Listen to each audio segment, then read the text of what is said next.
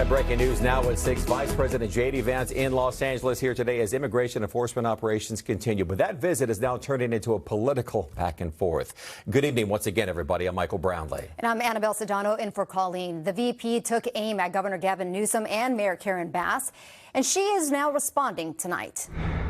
NBC4's Conan Nolan joins us live in the newsroom to break it all down for us. Conan. Well, as it is now commonplace, this was not an address seeking unity by the vice president, but one of condemnation.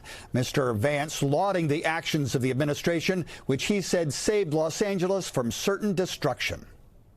Vice President JD Vance in Los Angeles to meet with federal law enforcement and members of the military that had been deployed by the White House, observing in his tour of the city good news. And the good news is the rioting has gotten a lot better. The bad news? Apparently it's too late. What a great tragedy it is that we have allowed illegal immigration and rioting to destroy, I think, one of the great gems of the American family. As he's done repeatedly in the past, Mr. Vance condemned the state and city's elected leadership. Gavin Newsom and Karen Bass, by treating this city as a sanctuary city, have basically said that it is open season on federal law enforcement. And they had rioters egged on by the governor and the mayor, making it harder for them to do their job. That is disgraceful.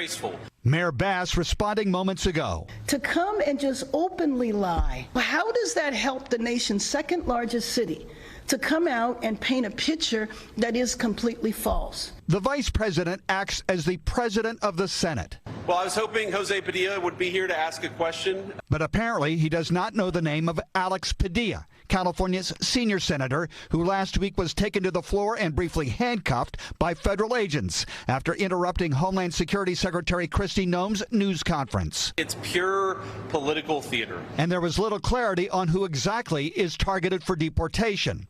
Earlier, President Trump again voiced support for excluding those who work in agriculture.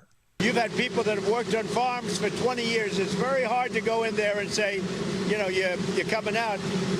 But we're going to let the farmers take responsibility. They're great people.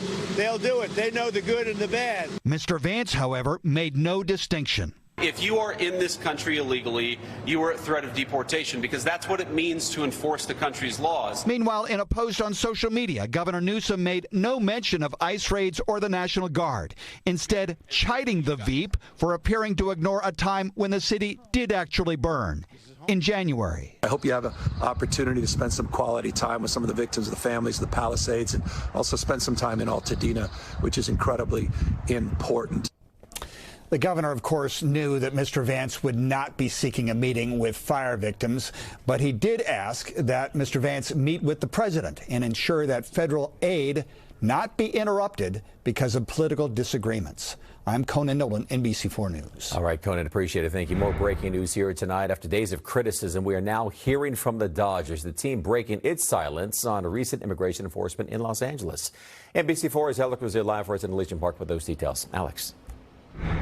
Yeah, we've been talking to fans here at Philippe's, a popular pregame hotspot, about how they're feeling about this Dodgers donation. So first, let's tell you what they say they are going to do. I'll share their post on X from this afternoon. They say in partnership with the city of Los Angeles, the Dodgers have committed $1 million toward direct financial assistance for families of immigrants impacted by recent events in the region.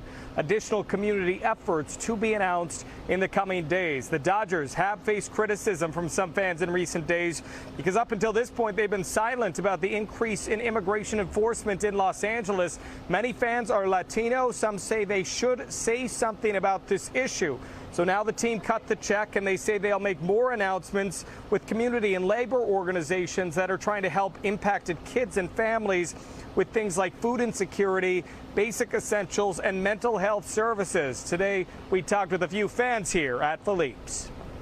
Unfortunately, the Dodgers were presented in a negative light for the past, but I'm so grateful. I knew they would do the right thing. I know the Dodgers really love the Latino community, and I think it's been hard. They're kind of like caught in the middle. They should do that. They should step up and do that. Their fan base is Latinos, so they have to step up at this time. It's been terrifying for communities, and if Dodger wants to keep us around and keep us as fans, then they got to step up.